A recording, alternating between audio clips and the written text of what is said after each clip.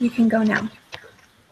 Okay, we members of these groups are to present to you about the need for the people of Guayaquil to have a clean drink, to have access to a clean water in their communities.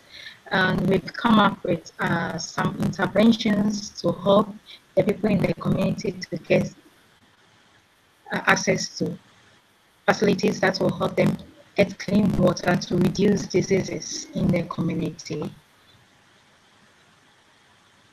So I'll go over the need for the people to have access to clean water.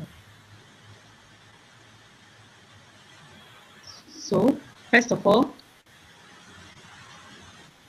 for the people to have access to clean water, there's the need for them to have a sewage runoff flows into the main Goyas River, and people dumped waste into the river. So because of the people in the community are using the riverside as a dumping place for their waste, there's a need for us to take a very careful look at those areas. And also unsanitary water conditions of the rural part of the Guayaquil cause increased risks of cholera, hepatitis, and typhoid. So because of this sewage or these waste materials in their rivers, it has also paved way for a lot of parasites and bacteria to breed, and these bacteria or parasites also cause diseases like cholera, hepatitis, and typhoid. And as far as these people depend on the water from the river, definitely they are going to be infected with such diseases. And also, out of the sample tested, 81% of the specimens contain single-cell harmful organisms. And we know that these bacteria or parasites are single-cell harmful organisms which causes these diseases to the people as far as they depend on the water from the river. And also the well sample had 100 times more fecal matters than the legal limit. And because of this test, we have evidence to prove that the water bodies in these areas are very harmful because of those organisms contains. Next. Okay, so for our intervention, we came up with a solution as far as the first step to getting the river clean for the local people to be able to use the water from the river. So our solution was to start by building simple outhouses first, and then providing further education for water purification. So our goal is to start out with 40 small outhouses through the rural areas of the city to keep the waste out of the Guayas River. And then after that's done, a follow-up education program will be put into place to help people understand the need for using the outhouses and not dumping their waste in the river. It won't necessarily completely solve the problem, but as we continue to educate the people about the harmful nature of their behaviors, they'll see the need for the outhouses and for the proper use of them. Something that maybe could help is to incorporate a curriculum into the schools where even young children can learn about water purification and about why it's important to keep their river clean. Next slide. So this was kind of a blueprint of the outhouse that we came up with. Really simple. It consists of digging a hole really deep into the ground, and then creating a space for the person to sit down and just building a small structure around them, providing it with an air vent to keep the air flowing. And so this is a simple simple blueprint of the outhouse that will help these people to learn how to keep the river clean. Next slide, please. In order to build these outhouses, we need volunteers. So we'll market to find volunteers to build the first round of outhouses. We'll travel to Ecuador with the supplies and begin building a portion of the first 40 outhouses. So along with the education to the local people for keeping water clean, we will train a number of local volunteers on the construction of the outhouses so they can continue the upkeep of the outhouses and continue building more even after we can't be there. So something that we can do to help them is continue to fundraise to provide resources for the local people, but that they themselves will invest their time into building more outhouses. And so, like I said before, as they continue to see the need, they will want to continue to upkeep the outhouses or build more as they need them. And as they invest their own time and energy into keeping the river clean, they're more likely to sustain the effort. Next slide, please. So this solution has been successful in the past in other places, and so that's why we are confident that our intervention will work for these people. So the organization Volunteer Africa 32 Degrees South started building outhouses in rural schools in the underdeveloped Eastern Cape of South Africa. So the toilets are built of the long drop design, the same ones as our intervention. And so this is helpful for communities with little access to running water. So volunteers were brought in to help construct the first few outhouses in one preschool. So on the right, you can kind of see pictures of this, the volunteers building, and then the kids are able to have a place to use the restroom. Next slide, please. So this is one more place that it was successful. So this foundation develops dry composting toilets. So they build little outhouses, but they actually provide these little toilets, and they're designed for communities like Guayaquil. And so a grant from the Bill and Melinda Gates Foundation supported the testing and commercialization for these. So this is kind of a similar thing to what we're doing, just a different blueprint. So these are actually used right now in different parts of Ecuador and Africa where they lack sewage systems. So they have a lever, and the water rolls into a flexible pipe into a plastic barrel. And when that fills up, it sits for 6 months, and then they can use that as compost for their crops and things. So it kind of has two purposes in one. So this is another place where this type of intervention has been successful. Next slide. Okay, so Corinne already talked a lot about motivating volunteers and how our projects work.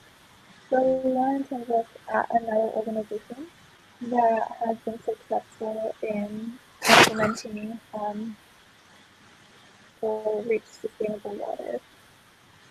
It's called Water for People. Water for People is a world where everyone has reliable and safe water and sanitation services.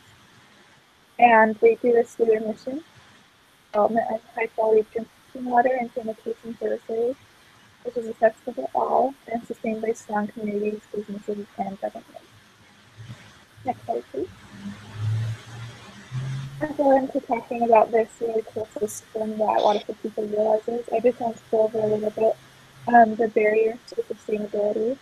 Corinne touched on a little bit of it, such as motivating volunteers and finding them, giving them the proper education, not just the volunteers, but the locals as well, so that they know why keeping water clean is important and why putting their waste in a spot is important as well. Oops,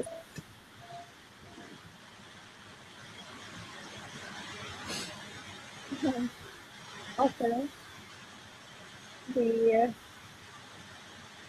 is not only the volunteers, but educating the people, the communities that we're going to help, especially here in Guayaquil.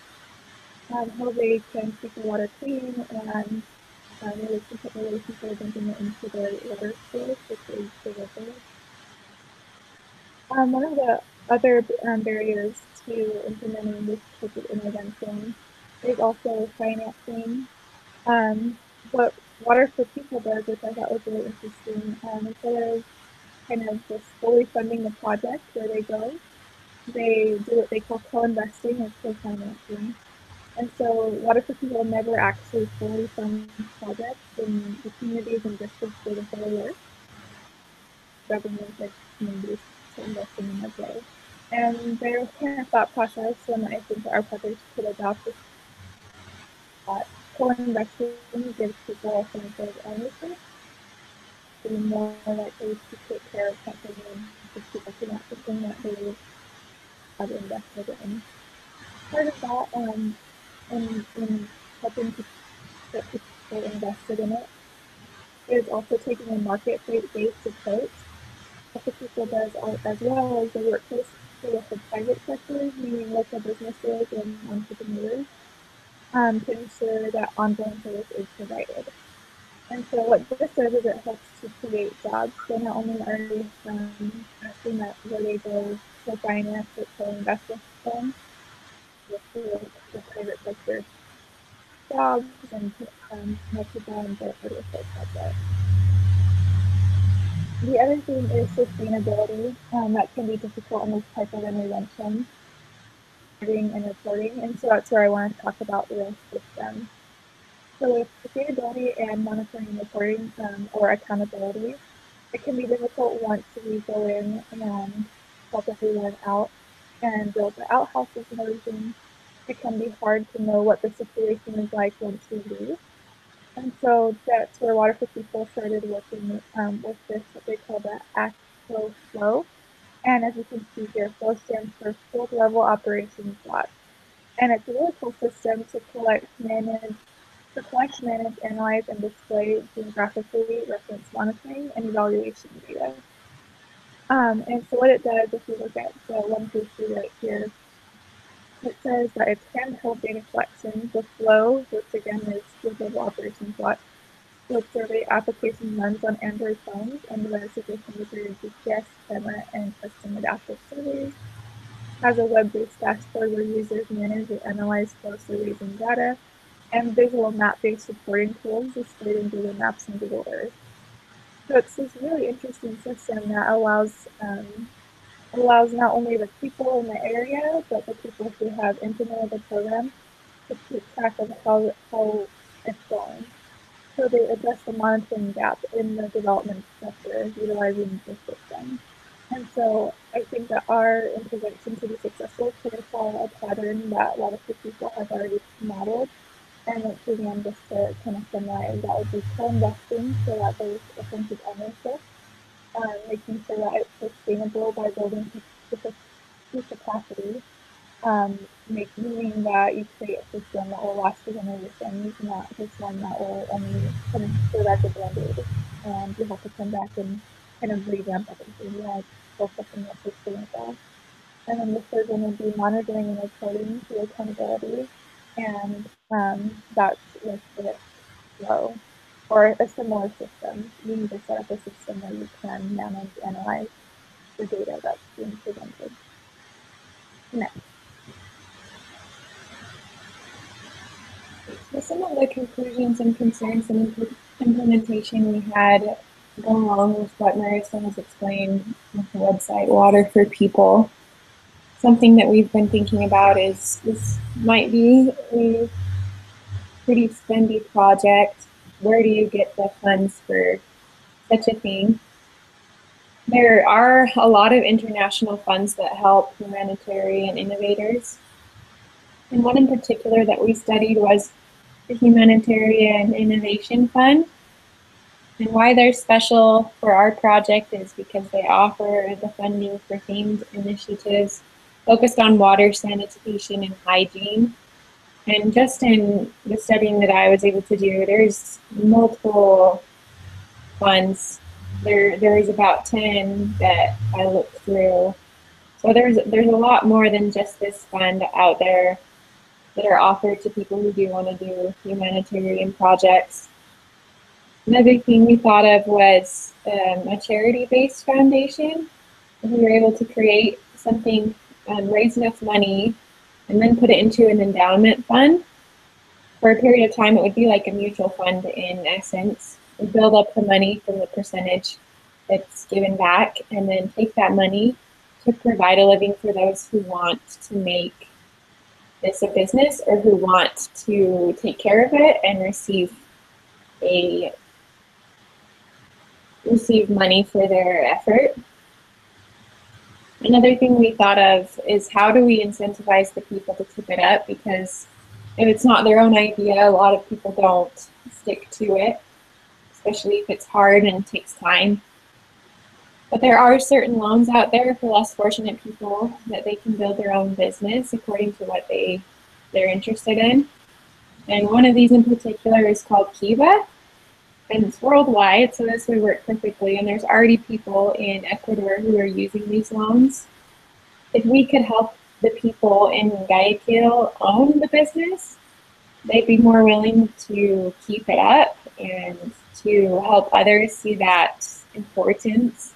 They'd have a job of doing that, so they would take it more seriously.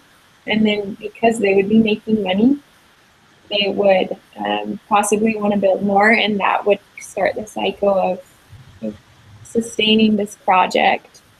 So those who would actually be interested in making this a business could use those loans. So this is our sources. In the end of our PowerPoint.